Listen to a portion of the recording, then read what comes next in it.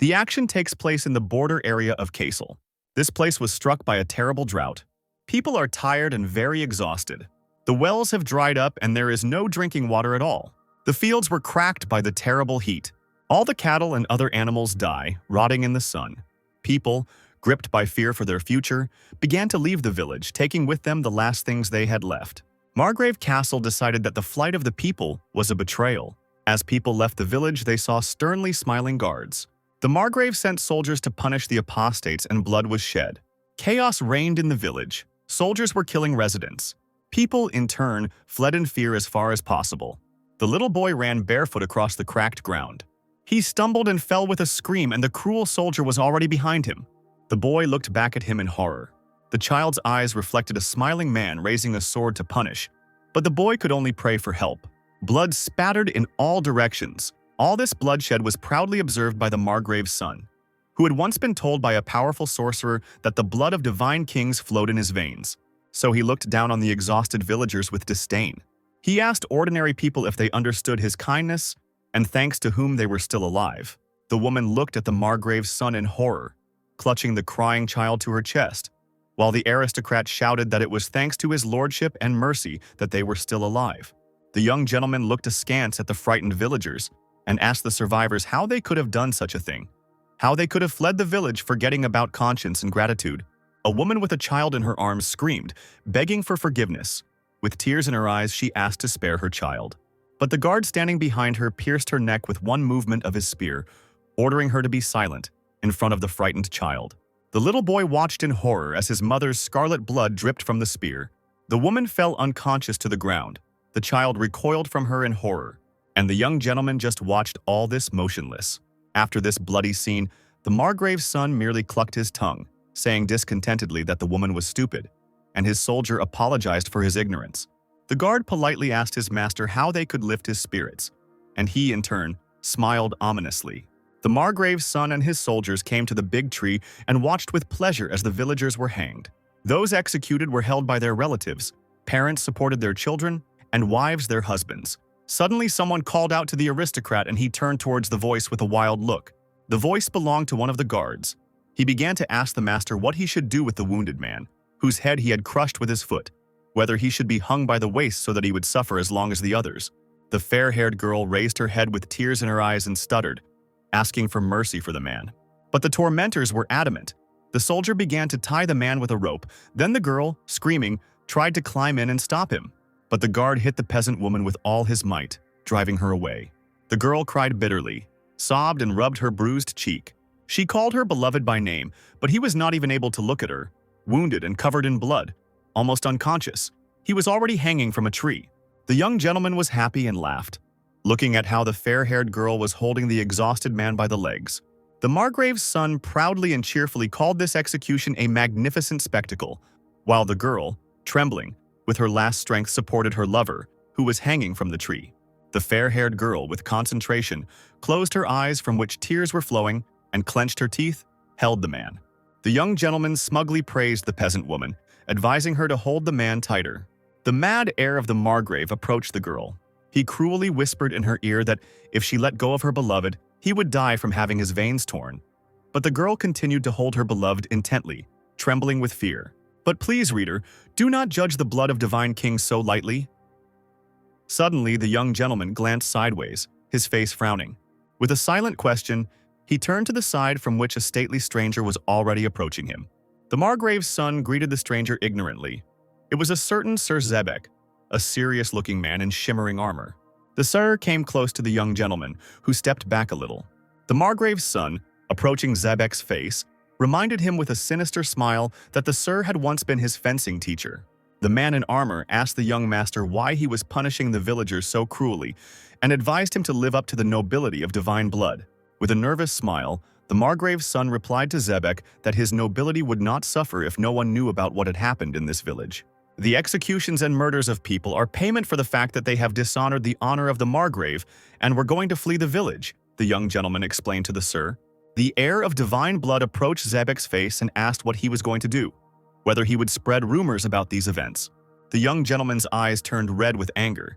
He reminded the sir of their difference in ranks. "How could a holy knight defame the honor of one of the bearers of noble blood?" the heir asked.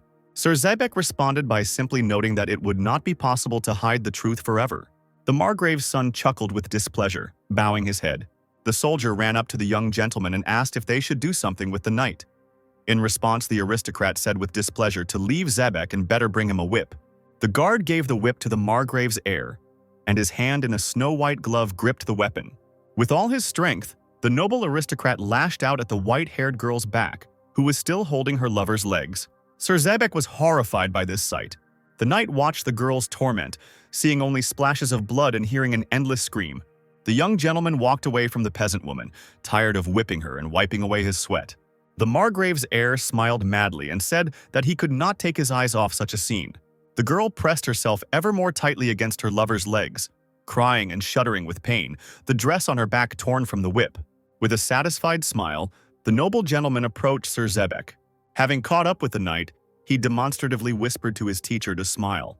The aristocrat gave Sir Zebek a wild look and said that life was to be enjoyed.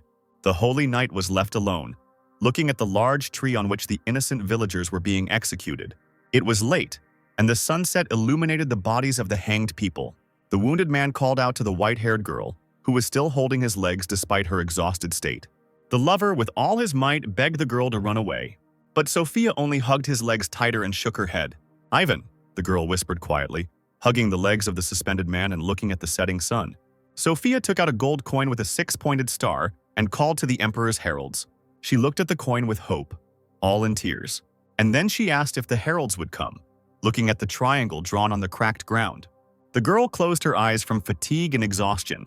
The night came, full of bright stars. The man in armor was giving Sophia, who was lying on the ground, a drink from a bottle. The girl woke up coughing up water that had suddenly entered her body. She asked hopelessly, as if she had not seen anything, who it was. Sir Zebek held the girl by the shoulders and ordered her to be quiet. Sophia recognized the knight.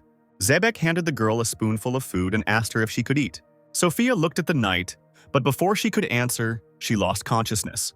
The light hit the face of a fair-haired peasant woman lying on the ground and covered with a knight's cloak. Nearby, leaning against a tree, sat Sir Zebek, guarding Sophia's sleep. The knight looked anxiously at the bright sky.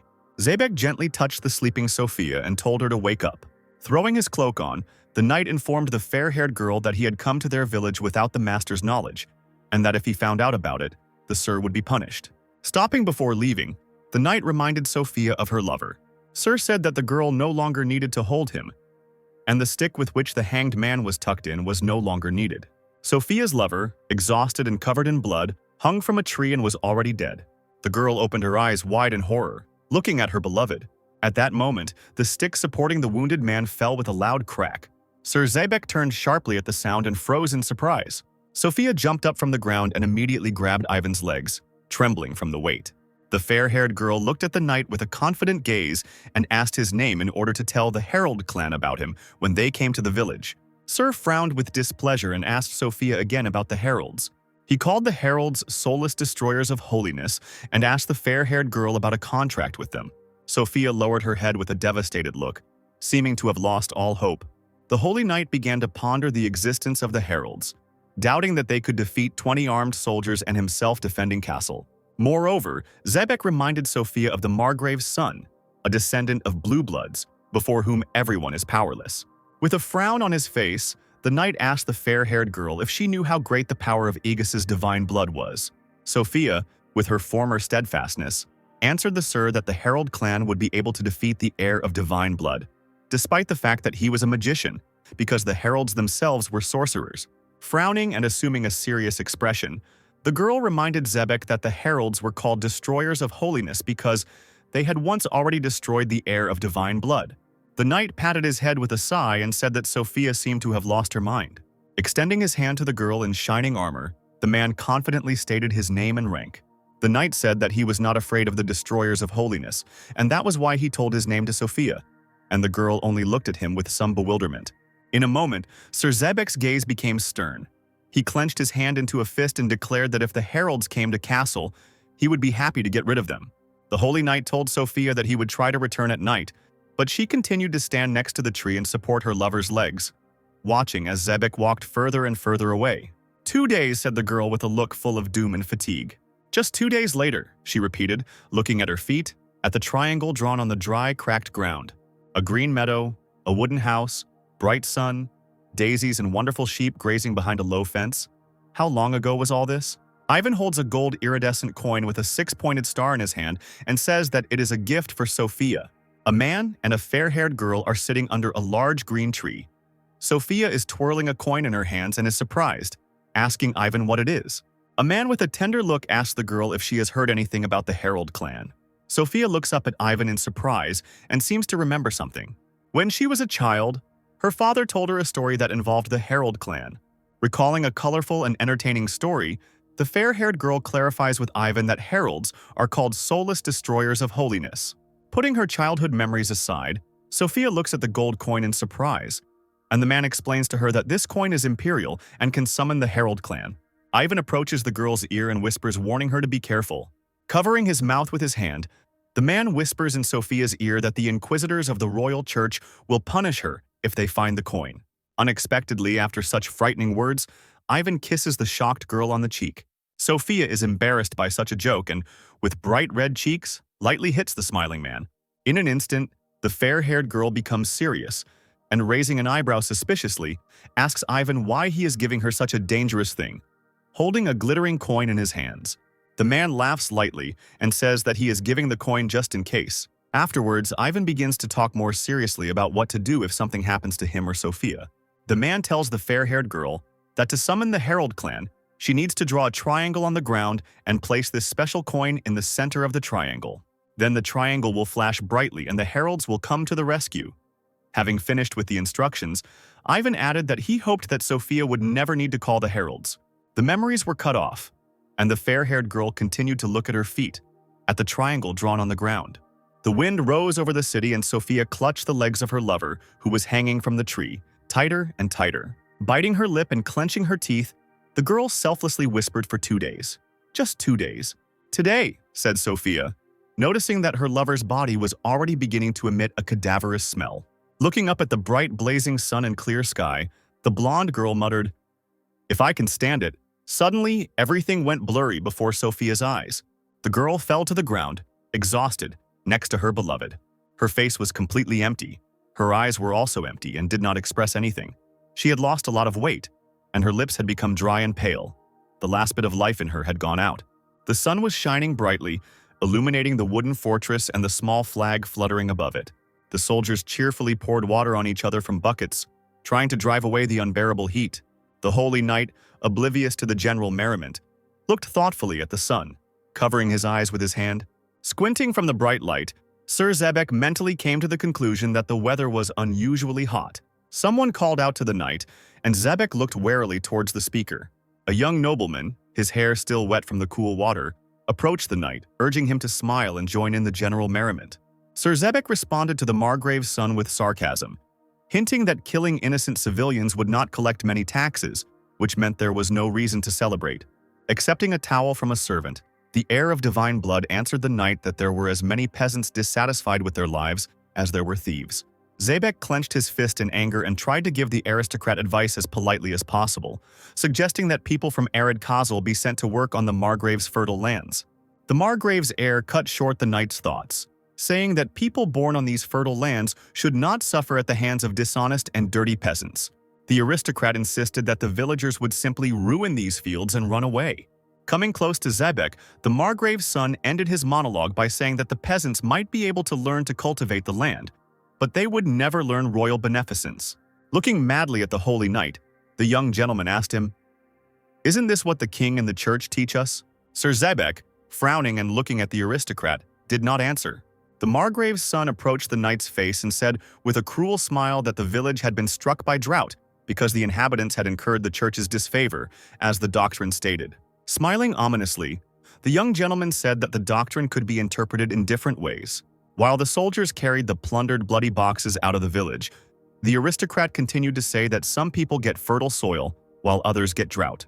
In one of the stolen boxes, a gold chain with a large precious stone glittered brightly, and the gentleman continued to say that sinners must be punished and benefactors of the land must be rewarded.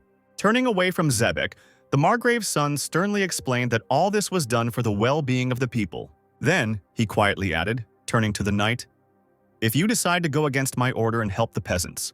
Looking at Zebek again with a look full of madness, the aristocrat advised him to try hard. The young master left. The holy knight only looked after him, remaining in place. Sir Zebek realized that he could not say anything in reply to the young master and was left alone with himself in heavy silence. Sunset was setting over the half-destroyed city. The residents lay exhausted next to an empty, dilapidated well. Sir Zebek climbed, a little thoughtfully but quickly, across the dry, cracked earth, heading back to the place of the terrible execution. The knight frowned, overcome by heavy thoughts. Finally, he reached a large tree where he saw Ivan, and under him lay his brave beloved. Zebek clutched his sword, unable to express all his pain. Looking at Sophia and her lover, brave, innocent, and exhausted people, the knight understood that he could not bear such horror. Seeing that Sophia had drawn a triangle on the ground before her death, Zebek angrily remarked to himself that even if the clan's messenger arrived, he would no longer be able to help Sophia and Ivan. The knight looked at the fearless, loving couple of peasants, and the sun slowly set behind the horizon. Suddenly, Zebek felt strong waves of wind and an unusually fast, unfamiliar movement. With a sharp turn of his eyes, he tried to find the source of the disturbance. A stranger appeared behind the holy knight, dressed in black, with a quiver of arrows on his back, and with one movement he put a sharp, long sword to Zebek's neck. The dark-haired stranger said sharply, "I'll kill you on the spot if you move." Sir Zebek was amazed by the stranger's inconspicuousness. He was perplexed by where the swordsman had appeared in such a forgotten place. Then asked the dark-haired man if he was a herald. The stranger replied that he was indeed a herald, and also asked the sir about his rank. Zebek replied that he was a knight of the royal church. The dark-haired man with a black mask on his face smiled contentedly. Still holding his sword close to Zebek's neck, the herald asked if he was his contractor, doubting that the holy knight could resort to the help of their clan. Sir Zebek glared at the masked man, as his words sounded like mockery. The herald didn't show any emotion, thinking for a second. Seeing Sophia lying on the ground with a triangle drawn next to her, the herald realized that it was she who had called him. Seeing that she was dead, the man concluded that he had received the coin for free. Still threatening Zebek with his sword, the herald asked what had happened to Sophia, to which the knight asked him to lower his sword and step back. Then he could tell him everything. The dark-haired masked man smiled and bowed his head, but did not answer the holy knight. With one sharp movement, the herald put away his sword. With incredible speed, the masked man found himself quite far away from Zebek. The holy knight looked at the herald in horror, mentally comparing his speed to a ghost. As he sheathed his sword, the dark-haired man noted that it would be easy for him to attack Zebek even from a distance, but he respected his request. The herald asserted in a friendly manner that the knights of the royal church had sufficient courage. Sir Zebek asked the masked man if he was a magician. The herald replied that everyone in his clan was a magician, but he alone did not possess such abilities. The holy knight asked the dark-haired man suspiciously and sternly if his lightning-fast movements weren't magic. Still standing at a considerable distance from Zebek, the herald remarked that it was difficult to distinguish magic from superhuman strength. But the holy knight did not understand what the stranger meant. Regaining his self-control, Zebek asked the stranger's name and his rank in the herald channel. The masked man was in no hurry to answer the knight's questions and only looked at him silently. The holy knight introduced himself again and asked the herald to tell him his name and rank as well. The masked man laughed quietly in apology. Raising his hand to his heart and making a small bow, the dark-haired stranger said that his name was Azadin and that he was of the rank of 108 spirits. Sir Zebek looked at the herald with distrust, because the rank of 108 spirits was the lowest in the clan, and the man in the mask clearly possessed extraordinary mobility abilities. With a slight smile on his face, Azadin asked the knight to fulfill his promise. The sun was setting inexorably below the horizon, and the herald asked Zebek to tell the story of Sophia and her lover. The herald and the holy knight, standing on a hill under the rays of the setting sun, looked at the poor city of Castle. After Zebek's story, Azadin folded his hands behind his back and thoughtfully said, "That's it." The dark sky was showered with golden feathers, and a voice from nowhere said that the contract had been concluded after all. Sir Zebek raised his head in alarm to detect the source of the sound. A huge owl with outstretched wings flew over the heads of the two men. Clawed paws landed with ease on the herald's shoulder. A huge owl spoke in a human voice that, since the contractor was already dead by the time Azadin arrived, the coin would go to the herald free of charge. Sir Zebek looked at the talking bird with some bewilderment and fear. The owl ordered the herald to leave immediately for another mission, saying that rest was unacceptable. Azadin clicked his tongue in displeasure and turned to leave, but the Holy Knight stopped him. Sir Zebek appealed to the herald's conscience and shamed him for the fact that, due to the death of the client, Azadin would leave with a reward without doing anything. The masked man asked the knight what he wanted, because if Azadin fulfilled Sophia's will, the Margrave's heir, that is, Lord Zebek, would suffer.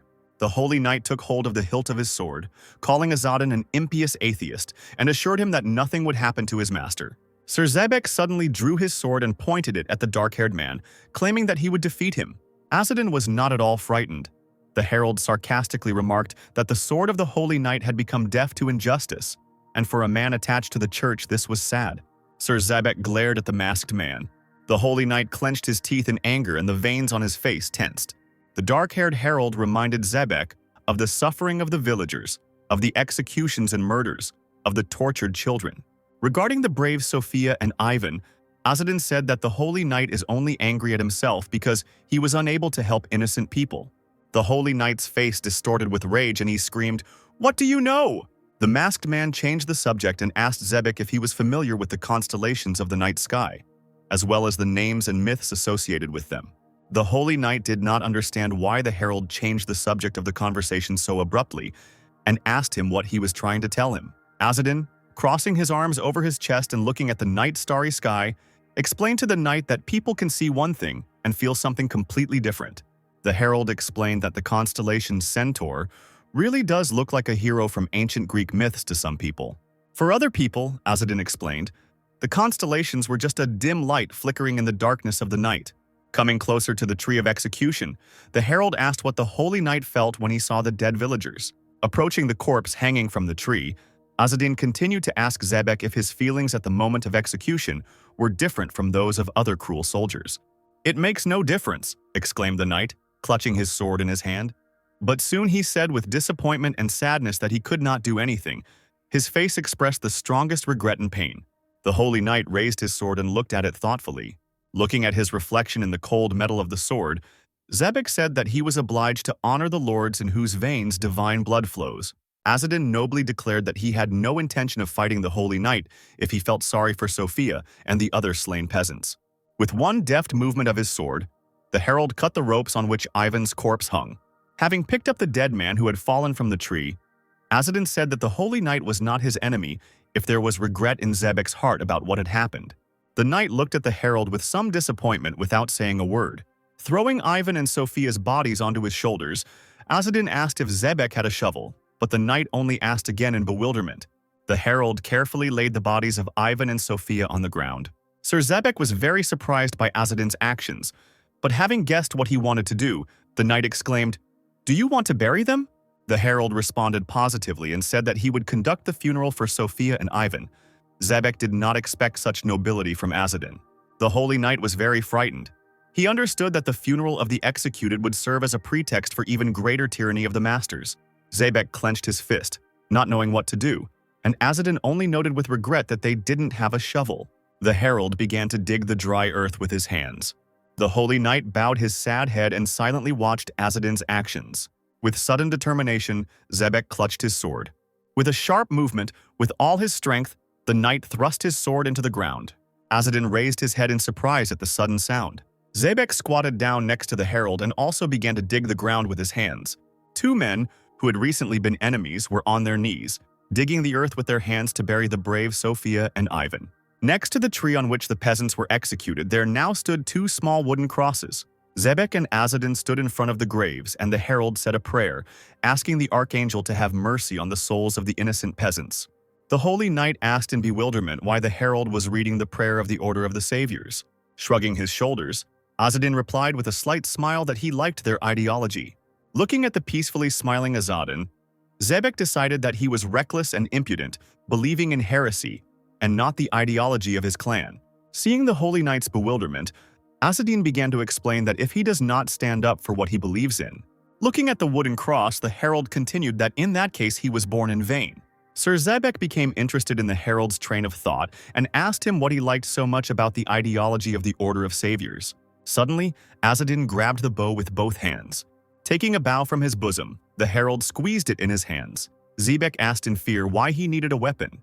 Testing the bowstring's strength, Azadin explained to the knight that he felt the air of divine blood approaching them. Sir Zebek turned around sharply and fearfully. A crowd of soldiers led by the Margrave's son was advancing towards the two men. The cruel aristocrat smiled nastily and asked Zebek if he really liked the peasant girl so much. The enraged aristocrat, smiling, declared that the holy knight should have immediately announced his sympathy for the fair-haired peasant girl. Continuing to mock Zebek and the dead Sophia, the aristocrat stated that for a village girl she was very attractive. Listening to the vile speech of the young master, the holy knight wondered how he could deal with a crowd of armed soldiers. Looking at the confident aristocrat surrounding the fighting retinue, Zebek reasoned that he would not be able to defeat them. With a nervous smile, the young gentleman began to speak again. Looking at the herald, who had already drawn an arrow onto his bow, the aristocrat asked who this freak was. Azadin calmly, without a drop of hesitation, sharply released the arrow from his bow without saying a word. The arrow flew over the crowd of soldiers with incredible speed and force and clearly wounded the last one in the line. The man was hit right in the eye, and before he could understand anything, he only managed to sigh. The soldier trembled. His arms took an unnatural position. Blood flowed from his face. The entire crowd of guards turned to look at the last one in line, looking with horror at his injury. The holy knight watched the scene in confusion, unable to understand how the herald had managed to hit the eye of the soldier standing in the last row so accurately. Azadin, without hesitation, in absolute calm, drew the arrow back onto his bow and prepared for the next blow. The herald fired another arrow with the same force and speed. The arrow, cutting through the air, rushed towards its target. The soldiers standing in the front ranks covered themselves with shields, awaiting the attack. One of the guards held the shield uncertainly with a trembling hand. Suddenly, the man's face twisted into a silent grimace of pain. The shield was pierced and fell to the ground with a loud crack. The soldier's face twisted in agony. Tears streamed from his eyes and foam poured from his mouth.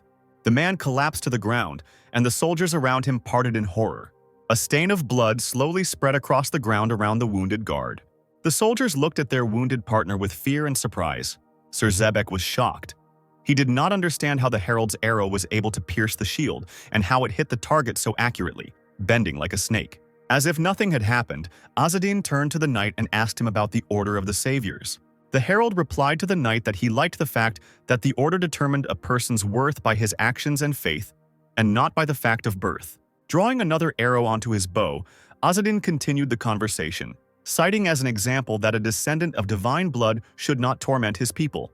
Hearing this insult, the young aristocrat clenched his teeth in anger and screamed. Aiming an arrow at his opponents, the herald concluded his speech by saying that a man who executes his own people cannot be an aristocrat. After these words, the Margrave's son flew into a rage, shouting that the herald was a son of a bitch. Azadin did not react in any way to his master's insult. Not a single muscle moved on his face. The aristocrat, in a rage, pointed his finger at the herald and shouted at Zebek to kill Azadin. The holy knight didn't have time to do or say anything before the dark-haired herald rose high into the air in an instant. Azadin was so high that a huge shining moon was visible behind him, and from this point, he took aim to throw another arrow. The soldiers raised their heads high in fear and surprise. Azadin fired another arrow down into the crowd of soldiers. A quick and accurate arrow again hit one of the guards right in the eye. In the air, the herald decided to increase the power of his attack, and this time pulled 2 arrows onto his bow. Azadin moved down a little, firing his bow with double force. The crowd of soldiers was struck by skillful arrows, and panic grew. 2 soldiers saw that the herald had gone down a little and decided to try to grab him. One of the guards, in anger, pointed a spear straight at Azadin, shouting, "Die!" However, the herald simply landed with his feet on the tip of the spear. The soldier did not expect this. In 1 minute, the herald jumped sharply from the tip. Then he deftly turned over in the air, causing the soldiers to open their mouths in surprise. At the moment of the coup, right in the air, Azadin fired 3 arrows at once. The arrows clearly wounded the guards, and in this chaos, everyone tried to escape. One arrow, in its fast flight, grazed the Margrave's ear. The young gentleman's eyes widened and he turned white with fear. The aristocrat turned his horse, looking back at the herald, and the arrow that grazed his ear went straight into the eye of one of the soldiers. Looking at the guards lying on the ground, the young master decided that Azadin was not going to kill his fighters. The Margrave's son realized that the herald simply wanted to take out his defenders, and at that moment the aristocrat's face distorted in anger. Azadin continued to attack the soldiers from the air, but they did not know where to run or how to get to the herald. Chaos reigned all around. The gentleman, watching his fighters being neutralized, turned to the herald and shouted, "Who are you?" A dark-haired man appeared in the air, right behind the Margrave's heir, and told the master his name. With the same calm and some indifference, Azadin added that he was a herald. The young gentleman was paralyzed with fear. The crowd of remaining guards, hearing that the stranger was a herald, retreated back, calling him heartless. The Margrave's son turned his head sharply towards the herald. At this point, Azadin noticed that he had run out of arrows, and seeing the herald's confusion, the aristocrat ordered an attack on him. But Azadin sharply hit the young gentleman in the face so hard that blood spurted from the aristocrat's mouth. The herald's blow was so powerful that the heir of divine blood fell to the ground with a crash, breaking it. The herald carefully removed the bowstring, accompanied by the heavy sighs of the wounded. Calmly and measuredly, Azadin put the bow back into his bosom. The herald, standing on the aristocrat's horse, looked calmly at the ground. The aristocrat lay and touched his face with his hands, exclaiming, "My eye, my eye." Azadin jumped off the Margrave's son's horse in one leap. At that moment, a soldier ran up to Azadin from behind, preparing his sword to attack. The herald turned and dodged sharply, so that the soldier only cut the air with his sword. Azadin hit the man who wanted to attack him in the face with all his might. The herald picked up someone else's sword from the ground, accompanied by a cry of pain from the soldier, and said that he had greatly reduced the number of the aristocrat's army with his arrows.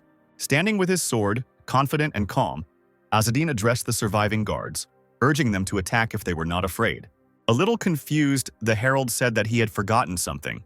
With one movement of his sword, Azadin cut the flesh of the soldier who was attacking him, and all the other guards were horrified. Frightened and confused, they did not understand why the herald castrated the soldier lying on the ground. Azadin, as if hearing their thoughts, turned in their direction. The aristocrat's soldiers, trembling, thought he was crazy. Amid the sounds of fighting and battles, cries of pain from severe wounds, an owl watched everything that was happening, its eyes glowing yellow. The herald walked carefully past the corpses of the soldiers. He carried a bloody sword, confidently stepping over the dead guards and not looking back. Azadin, having dealt with the aristocrat's army, finally approached the heir of divine blood himself, who was lying on the ground and trying to crawl. Hearing that the herald was behind, the young master became frightened, and Azadin called him trash who enjoyed the suffering of other people. Raising himself slightly, with the last of his strength, the aristocrat tried to defend himself from the herald with his magic, and golden light spread around. The light became much stronger and blinded the soldiers. The herald stood motionless. One of the soldiers covered his face with his hands, shouting that this light would blind him. The magical light grew stronger and the soldier's eyes became clouded. The herald, in the black mask, stood motionless and emotionless. The aristocrat, with a bloody face, showed Azadin his magic with satisfaction and said that it was proof of his divine blood, with which the herald could not compare. In an instant, Azadin slashed the young master's sword across the throat, and blood sprayed in all directions. The Margrave's son opened his eyes wide, as if not understanding what had just happened. A little later, his face distorted into a grimace of indescribable pain. The aristocrat fell to his knees and bowed his head before Azadin's sword. Kneeling, the young gentleman cried out in pain and disappointment, realizing his disadvantageous position. The Margrave's son's face was covered in blood. Tears were streaming from his eyes, and he screamed at the herald, not understanding what he had done. With a smile on his face, Azadin asked the aristocrat in response whether he had gone crazy and why he was asking something that was already obvious. The herald grabbed the young gentleman by the hair, and he, in fear, began to ask him what he was doing. In a desperate cry, the aristocrat offered Azadin money, women, weapons, and promised to provide the herald with everything so that he would let him go, reminding him that he was a descendant of the Egus. Still holding the Margrave's son by the hair, the herald approached him and said that he did not care about the aristocrat's origins because he was a destroyer of holiness. The young aristocrat looked at Azadin in horror. A holy knight appeared behind the herald, and the Margrave's son began calling Zebek for help. Kneeling and covered in blood, the aristocrat continued to order the knight to help him. But Sir Zebek was blinded by the magic of the heir of divine blood. He explained that he could not see anything. The young gentleman roared furiously, realizing that he had no one else to turn to for help. He shouted that he was the heir of a holy family, and that the herald wanted to kill him because of some peasants. Holding the hilt of the blade, Azadin began to calmly answer the aristocrat. Squeezing the Margrave's son's hair ever tighter, he said that the master still had enough strength to continue living. The herald advised the aristocrat to be more positive, and the gentleman's eyes already reflected Azadin, pointing a blade at him. The masked man swung his blade sharply. Blood gushed onto the ground in a huge splash, accompanied by a terrifying scream from the aristocrat. The young gentleman lost his eyes, and the man, kneeling, screamed tirelessly in pain. The blinded heir of divine blood collapsed to the ground, and the herald concluded that despite the fact that his contactor was dead, he had taken care of everything. With pride, Azadin said that the imperial law had been observed, and around the dark-haired man lay many bloody bodies of soldiers and even the Margrave's heir himself. Sir Zebek blocked the herald's path and drew his sword from its sheath.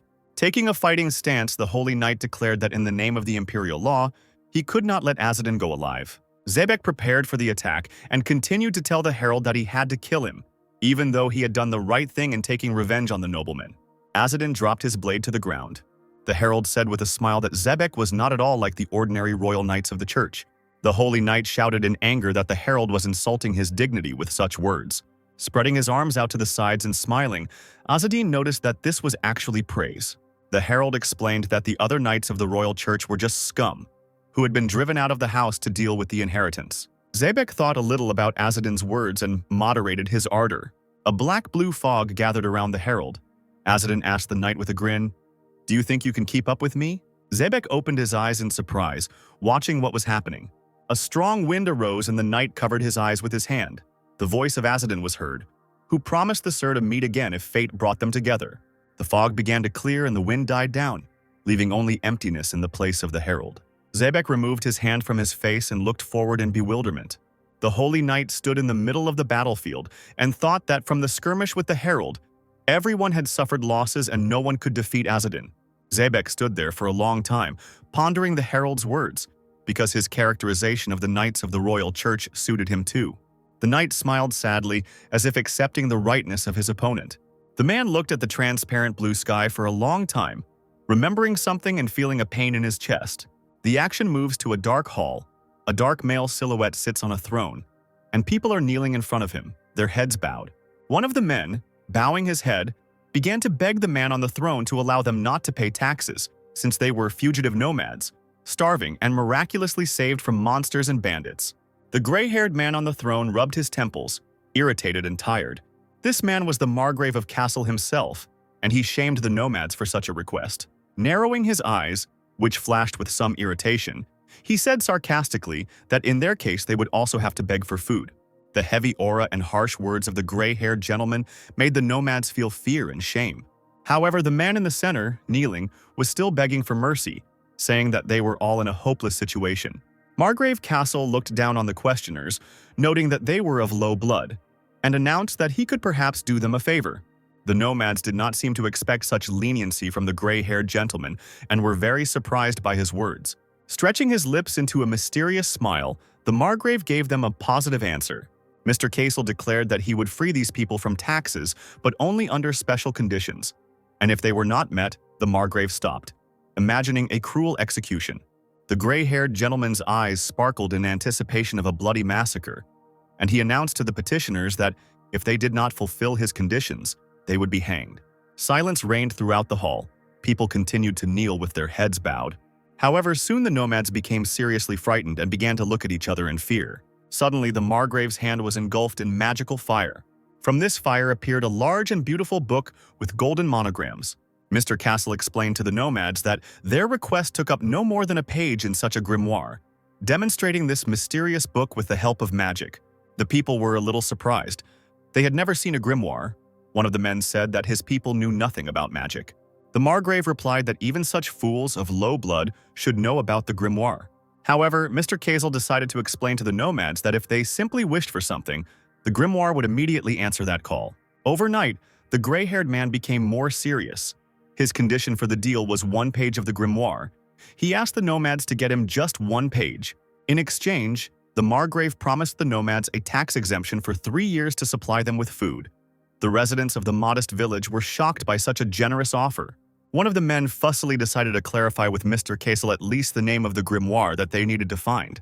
The Margrave clenched his hand into a fist and the grimoire, along with the magical fire, dissolved into thin air. The gray-haired man said the name of the grimoire. It was a copy of the Book of the Divine King. And these words frightened the nomads and made them very surprised. The Margrave was left alone in the empty hall, sitting on the throne, propping his head up with his hand. Suddenly, a snake crawled out from somewhere behind the curtains behind the throne. It was a black snake with bright yellow eyes. Mr. Castle glanced at the cold-blooded creature. The snake instantly turned into a dark, busty girl, and she said that Mr. Castle should not have mentioned the Book of the Divine King. The gray-haired man glanced sideways at the girl, but did not consider this remark important.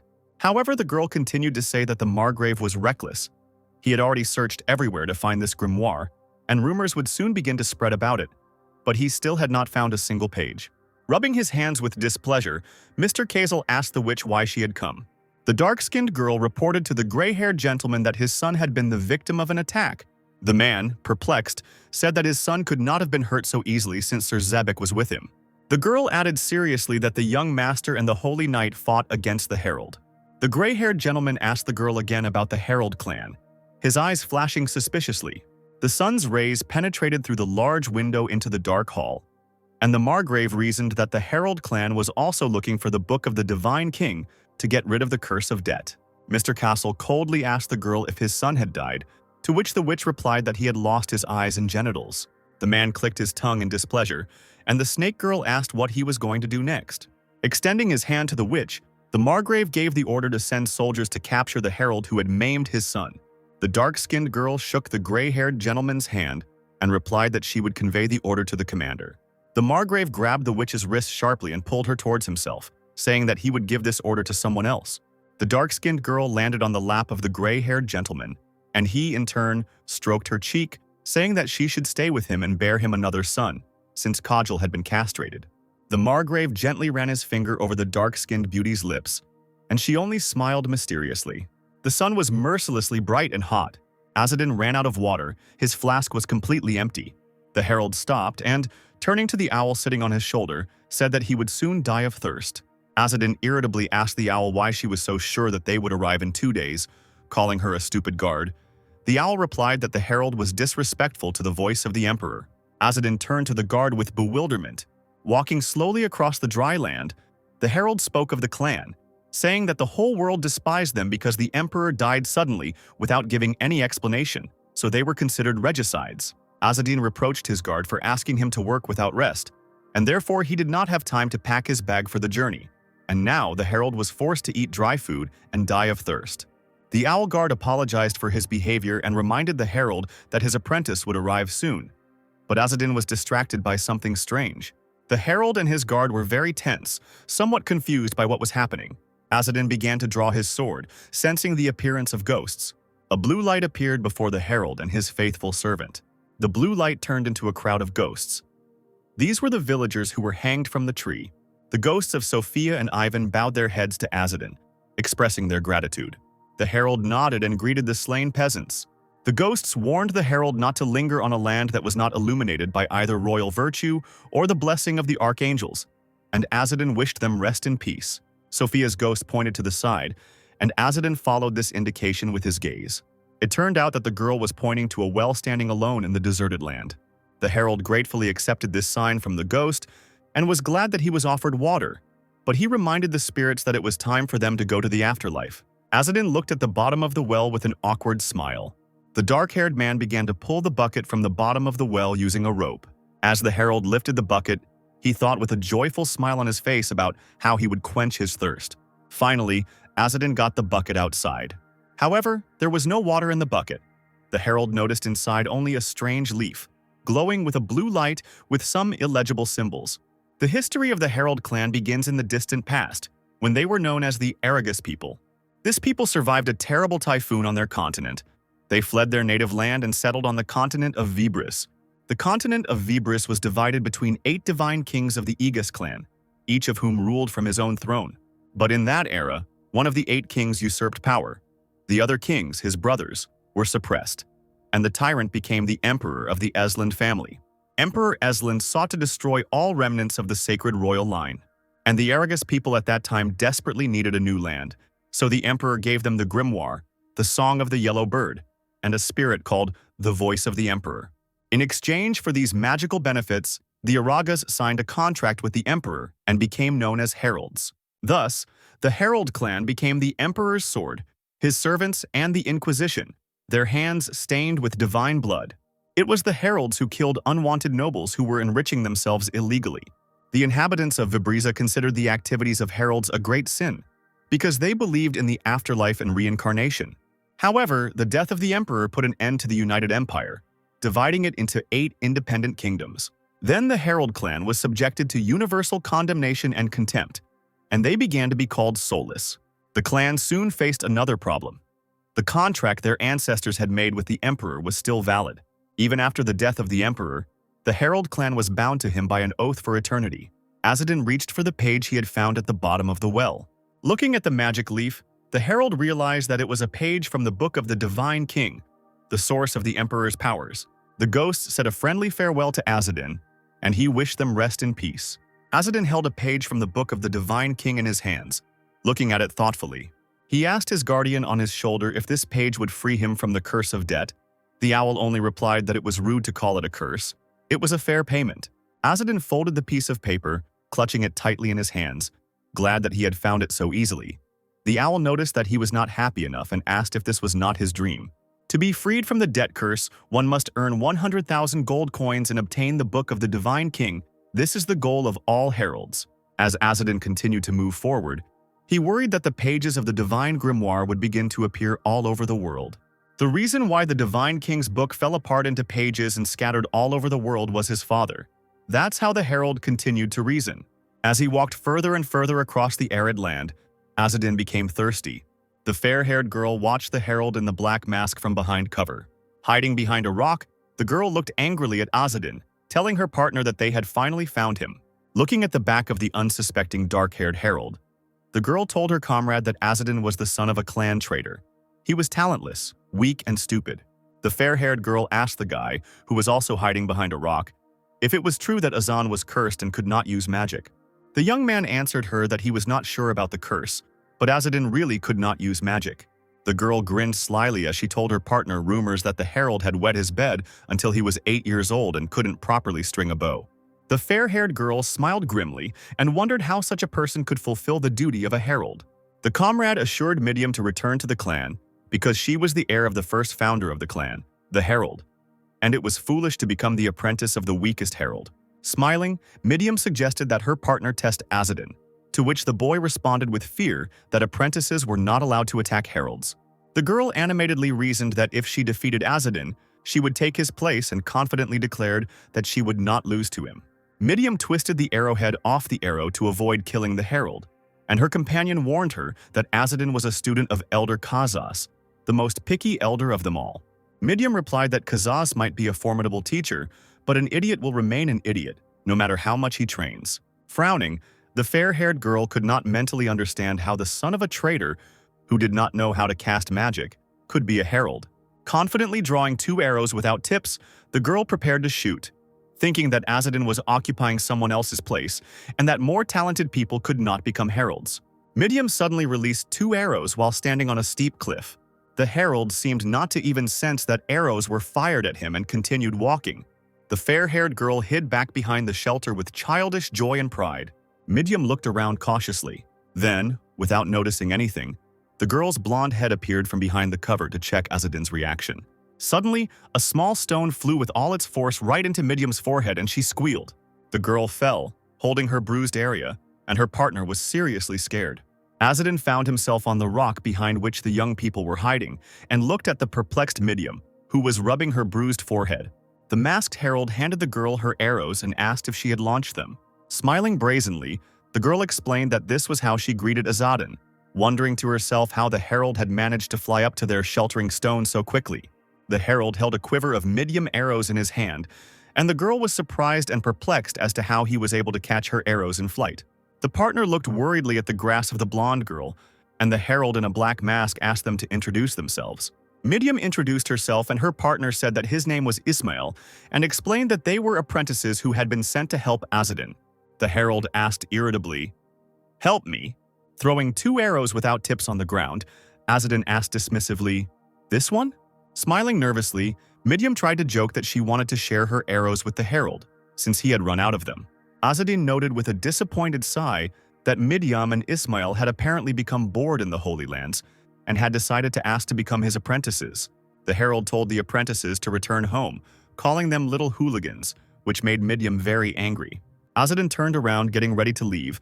However, the offended girl screamed that she belonged to the Edel family. The herald turned around and said he didn't care about anyone's lineage. He said apprentices were supposed to help heralds, not try to shoot them. Azadin sternly remarked that the young apprentices must be well aware of the consequences of such actions outside the Holy Lands. Midyam and Ismail looked at the herald in bewilderment, and he asked if he should teach them a lesson. The fair-haired girl looked at Azadin in surprise and thought that the rumors about him were not at all like reality. The herald did not seem weak and stupid. The herald towered over the girl menacingly, ordering her to apologize and show him due respect, despite her origin. Midyam clenched her teeth in anger and frowned. The fair-haired girl nevertheless apologized to Azadin, bowing slightly as a sign of respect. The herald in the black mask accepted the girl's apology cordially. Azadin continued to scold Midyam, telling her not to shoot anyone again or play with weapons outside the Holy Lands. The girl, with her head down, accepted the remarks. The herald turned to leave and announced to Midyam and Ismail that he did not need apprentices and that they could return home and not worry about him telling anyone what had happened. Azadin stopped abruptly, remembering something. Turning around, the herald asked the apprentices with a smile if they had any water. Midyam angrily shouted that she was challenging Azadin to a duel, and her frightened partner tried to stop her. Ismail tried to reason with the fair-haired girl, saying that the herald was dangerous. Midyam clenched her fist and thought that even though the herald was not weak or stupid, she could not retreat just because her opponent was strong. It was humiliating for her. The girl, stepping forward confidently, once again formally invited the herald to a duel to compete for his place. Azadin stood emotionlessly over the blonde girl, clenching his fists. Midyam looked at Azadin with determination and courage, and Ismail, with tears in his eyes, tried to stop her. The herald scratched the back of his head. He didn't expect the fair-haired girl to challenge him to a duel and scolded the apprentices for the fact that Errol was a bad influence on them. Azadin reminded Midyam of the rules of the duel. He said that if he loses, the girl will take his place. But the girl did not let him finish and said that everything she had, including her life, would belong to the herald in the event of her defeat. Azadin understood to himself that Ariel was only part of the problem. The bigger problem was that Midyam was underestimating him. Looking at the confident and angry girl, the herald suggested that she surrender, saying that Ariel might defeat him, but not the apprentice despite his reputation as a weakling. He is not that simple. Midyam turned around and moved sharply from her place. Ismail called out to the girl, not understanding what she was doing, but Midyam confidently moved away from the men. Having moved a short distance, the girl shouted to the herald that there were now 100 steps between them, and she was challenging him again. Azadin did not react to her words in any way, standing calmly and confidently. An owl flew over the heads of the duelists, confirmed the duel, and ordered Azadin to accept the challenge. Ismail became frightened. Midyam looked at the herald with fear, asking if his guard was the voice of the emperor. Confused, Azadin looked at the owl, asking if she was joking about the duel. "This can't be," Ismail whispered in horror. "The voice of the emperor is a guardian spirit that every herald receives. Midyam can no longer refuse the duel since the voice of the emperor confirmed it." Ismail stood in the middle, between Midyam and Azadin, realizing the dire situation. The fair-haired girl, in a determined cry, declared that she would defeat the herald. The earth was covered with holes from the battle between the herald and Midyam. Azadin accepted the flask of water from Ismail's hands. Midyam and Ismail looked at the herald with guilty eyes, all covered in bruises and dirt, and Azadin was finally able to quench his thirst. Ismail looked at the herald with uncertainty and disappointment. Biting his lip, he tried to understand in irritation what had just happened. The herald's technique was worthy of a true warrior who sacrificed accuracy for speed. The way Azadin shoots a bow is clearly a unique Argus technique that requires magic. The herald rose into the air and released several small stones at once. The Medes had nowhere to hide and nowhere to run. The herald's stones attacked the girl from all sides at high speed. For a while, Midyam was able to protect herself from attacks with a magical shield. But Azadin had no intention of retreating. He confidently moved on to the next attack. The stones fired from his bow flew in different directions, twisted in zigzags, and were very fast. The fair-haired girl did not have time to dodge the attacks and conjure up a new shield each time. One stone flew close to her face, slightly touching her hair. Ismail thought that Azadin did not know how to use magic, but was very surprised that he used the Emperor's verse from the psalm, "The Reign of the Emperor." Watching the herald enjoy the cool water, Ismail looked at him with increasing thoughtfulness and incomprehension. He remembered Midyam preparing for the attack, trying to catch her breath. A small spark appeared on one side as Mariam clenched her teeth and prepared to attack. The flash turned out to be another stone. The blonde girl dodged it and rushed forward to strike Azadin. The girl ran very quickly straight towards the herald. She was sure that at this very moment she would be able to catch him. With fury in her eyes, she screamed, "I'll catch you now, Azadin!"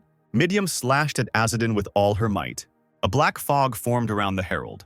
The herald's body was cut in half, but no blood flowed from it. It was intangible, like a ghost. Only a black mist was visible at the site of the break. Midyam looked at this in fear. Not understanding how this was possible, Ismail shouted at the girl to turn around, because Azadin suddenly appeared behind her, preparing to strike. Midyam turned sharply, casting a protective spell against the herald. But Azadin only pushed her hand away. The herald grabbed the girl tightly by the wrist and prevented her from doing anything. "It's over," Azadin said, clenching his hand into a fist to deal the final blow to the fair-haired girl. The girl opened her eyes and mouth wide in terrible fear. Midyam was thrown to the ground by the force of the herald's blow, leaving a huge hole underneath her. Azadin's blow was precise, strong, and fast, and a strange fog formed around the herald again. Ismail shouted with fear and tears that the descendant of a traitor did not dare to do this to the descendant of the founder of the clan. Turning to Azadin, Ismail rushed forward, shouting that he would never forgive the herald for this duel with Midyam. A voice from above announced to everyone that the duel was over. Ismail stopped halfway in surprise. The fair-haired girl lay on the ground, and the herald remained unperturbed. The owl, called the voice of the emperor, concluded that since Midyam had lost the duel, her life now belonged to Azadin, and Ismail's life was also in the hands of the herald, due to his intervention in the course of the battle. The fair-haired girl, covered in cuts and bruises, stood next to Ismail, trembling and gritting her teeth in anger at her defeat. With a sharp movement, Midyam pulled the blade from its sheath. With her eyes closed and her teeth clenched, the girl pointed the gun straight at her neck. Her frightened partner loudly screamed her name in an attempt to stop her. A small stone thrown by the herald knocked the sharp blade out of Midyam's hands in 1 minute. The small but very sharp weapon fell to the ground with a crash. The fair-haired girl looked back at the weapon, not understanding what had happened. The herald, pointing to the fallen blade, said that he had expected such a trick from Midyam. The girl knelt down next to the weapon, clenching her fists and teeth. She was very upset. Ismail rushed to console her. Ismail put his arm around Midyam's shoulders as a sign of consolation, and the herald said that now she had no right to die. She could die only with Azadin's permission or after his death. The fair-haired girl, trembling with anger, could not say anything. Tears were visible in her eyes, and the herald only asked her if she really didn't know about this when she challenged him to a duel. Azadin grinned, thinking that Midyam was still just a child. The herald threw the flask of water back into Ismail's hands, and although he was surprised by such an unexpected thing, he caught it. Azadin stood up from the stone and said that he hoped that the apprentices had learned their lesson. He told them that they were free. Midyam and Ismail looked at him with bewilderment. Raising his eyebrows, the apprentice asked the herald again if it was true that they could leave. Azadin calmly explained that it would be better for them to pretend that the duel had not happened, so that it would not later affect their recommendations. The apprentices were unhappy with this situation. They did not understand, and were surprised why the herald let them go. The weather was hot and sunny. The sky was clear. Azadin continued on his way with a calm step. Midyam and Ismail walked a little behind the herald, and Azadin told them to return back to the Holy Lands. He gave them freedom and he did not need helpers. Midyam screamed in confusion as to how the herald, having won such a beautiful and talented slave, was refusing her. Ismail sheepishly asked her to stop saying such things. The herald answered the angry girl that he didn't care about her beauty, and that if she were as talented as Ariel, she would not have lost to him. Azadin turned to Midyam with a grin, and said that next time she should be more careful. There are many men in the world who like little girls and many cultures where early marriage is allowed. The girl bowed her head and Ismail was confused. The herald continued to advise the apprentices not to offer duels to anyone, but rather to quietly kill their enemies while they were sleeping. Ismail looked at Azadin with confusion, thinking that he was very talkative, but he didn't take most of his words seriously. Suddenly Midyam stopped, trembling, and her partner turned to the girl with a silent question. The fair-haired girl, blushing, smiled. A light lit up in her eyes. Looking at Azadin, she babbled that the herald was something new. Ismail was cartoonishly horrified. The contract of service between the Emperor and the Herald clan stated that both parties must provide each other with everything they need, and that anyone who betrayed the contract would be punished with a terrible death. The contract was a symbol of honor and loyalty, but after the death of the Emperor, it became a terrible curse, the terms of which remained unchanged. The contract obligated the Aragus to serve the Emperor forever, creating a vicious circle of subordination. The oath began to crumble when the Herald clan intervened in the battle for the throne of the Kingdom of Terrazar. One herald successfully won this battle and received a copy of the Divine King's book. However, one traitor stole the book and disappeared with it in an unknown direction, and his name was Acre. Acre was captured by other heralds and chained. They demanded that the traitor give them the book of the Divine King, threatening that the curse would kill him. The heralds threatened Acre in various ways, speaking of torture and other cruel reprisals. But the hope of finding the book was doomed. Acre tore the book of the Divine King and scattered its pages on the mountain that is the heart of the world. Acre became the first victim of the contract curse, giving birth to twins while having a male body. The brother and sister were named Azadin and Ariel. Ariel became the most powerful herald in the history of the clan, and everyone considered Azadina a stupid weakling. Walking leisurely behind the herald, Midiam did not understand how someone could spread such rumors about Azadin. He was not an idiot at all. The herald walking ahead slowed down to stop. Azadin stopped and turned towards the apprentices, ordering them to stop following him and leave him alone. Midiam replied that they had no intention of following him, but only wanted to give him something. The fair-haired girl handed the herald a letter from the head of the Salasma region. Taking the envelope, Azadin complained that the head of the region did not like him. The herald opened the letter, in which the head of the region ordered the search for pages from a copy of the Sacred King's book. Promising to take this into account in his recommendation, everyone in the clan probably already knew about this. Azadin decided. To confirm his suspicions, the herald asked the apprentices if they knew anything about the pages from the book of the Divine King that began to appear all over the world. Midiam replied with a smile that she knew about it and almost began to retell the story of her traitorous father, Azadin. But Ismail stepped on the girl's foot with a loud cry. She turned to her partner, not understanding why he had hurt her. The herald asked them to stop arguing and once again clarified that they both knew about the magical pages. Azadin concluded with displeasure that now he would have to go to Salasma and talk to the head of the region there. He thanked the apprentices for giving him the letter, while Midiam mocked Ismail, stretching his face from side to side. Hearing that the herald was going to Salasma, the girl asked to join him and tell him what had happened in the clan during his absence. Azadin reluctantly agreed. Inspired by the herald's consent, the girl hurried after him, and Ismail sighed with relief that she stopped tugging at his cheeks, which were already red and a little sore. Azadin, Midiam, and Ismail made a stop and slept peacefully, leaning against the white fluffy buffaloes. The sun had already risen and the herald began to wake up. Azadin woke up and began to stretch, spreading her arms out to the sides. The herald commanded the soundly sleeping Midiam and Ismail to wake up. The weather was sunny, the sky was clear. Azadin walked a little ahead, leading his furry friend next to him, and the apprentices followed him, leading another buffalo with them. Midiam and Ismail clearly hadn't slept well and were walking a little tired and slowly, but the herald pointed them to a stream. A small stream flowed among stones and green grass, not yet dried out by the scorching sun. Ismail and Midiam squatted near the stream, filling their flasks with water, while Azadin stood behind them, holding a large bag in his hands. Suddenly, someone called out to their company, and everyone raised their heads in unison towards the unknown sound. A crowd of robbers advanced on Azadin and his two assistants. They were indignant that someone dared to collect water from their stream. Midiam was already ready to attack, but the herald blocked her path with his hand, asking the bandits what they wanted in exchange for water, extending his hand in a friendly gesture. Azadin explained that he did not intend to fight. The leader of the bandits, with a terrible smile, replied that they needed everything that the herald and his apprentices had. Azadin asked him again if they were considering a compromise. But the crowd of robbers only ridiculed the herald for his verbosity and the clown mask on his face. The leader of the forest gang ordered that Ismail and Azadin be killed, but that the fair-haired girl be left alone. The bandits began to carry out the order. The bandits quickly got what they deserved and soon were on their knees begging the herald to spare them. The gang of robbers claimed that they were ordinary people, and Midiam and Ismail were surprised that they were not bandits.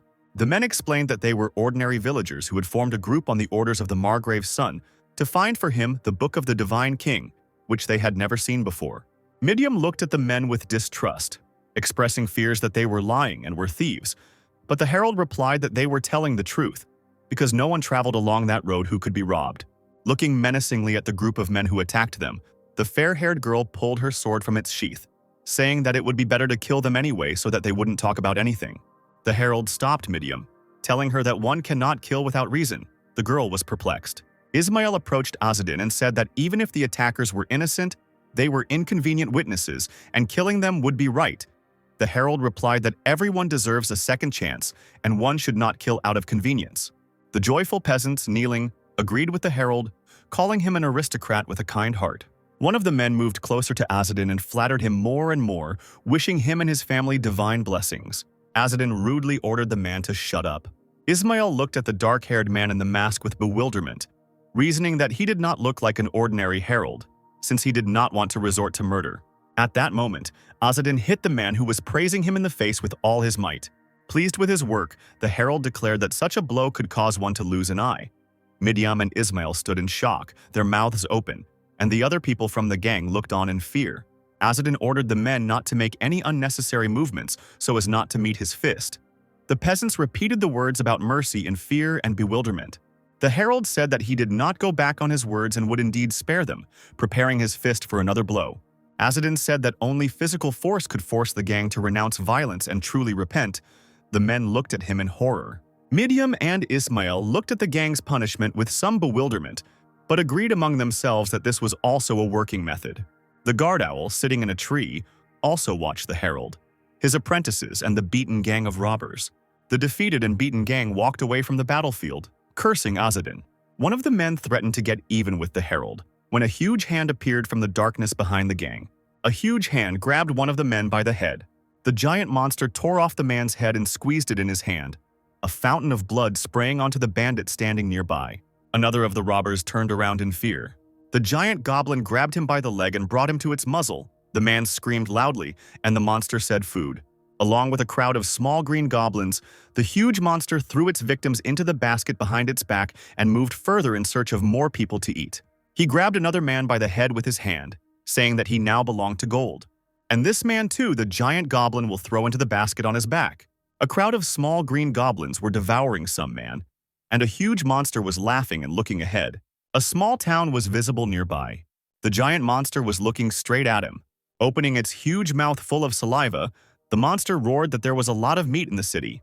The herald rode on a buffalo a little ahead of Midiam and Ismail, who rode together on another furry animal. The girl turned to Azadin, saying that at first she thought that he had been too lenient towards those robbers. She beamed and remarked that the herald had dealt very cleverly with that gang, and that they now had weapons. The herald answered his assistants that it is very difficult to understand other people until you find yourself in their place. Azadin explained that losing an eye was not just an injury. From now on, these robbers would be afraid of the people they were going to rob. The herald said thoughtfully that such a punishment should be enough to make him repent. Ismail thoughtfully repeated Azadin's words about repentance. Looking at the clear sky, Ismail said that the herald had not only spared the robbers, but had also given them a chance to reform. Azadin stopped the buffalo and dismounted. Turning to the apprentices, the herald said that he was tense about the conversation with the gang. The assistants asked what he meant. Azadin reminded Midiam and Ismail that the bandits had mentioned that Margrave Cassel was looking for a copy of the Divine King's book. Ismail picked up the thoughts, saying that Margrave Cassel was far behind in the race for the throne and suggesting that he needed this book to eliminate his competitors. Azadin took hold of the mask with his hands, saying that he would have to take it off so that no one would know that he was a herald, in connection with the political games of the Margrave. Taking off his mask, Azadin explained that these were precautionary measures on the territory of the Margrave of Cassel. Midiam and Ismail were shocked to see what the herald was hiding behind his black mask. Seeing Azadin without a mask, the assistants shouted in unison, "You don't have an eye?" Midiam and Ismail could not say anything more. They were shocked by Azadin's real face.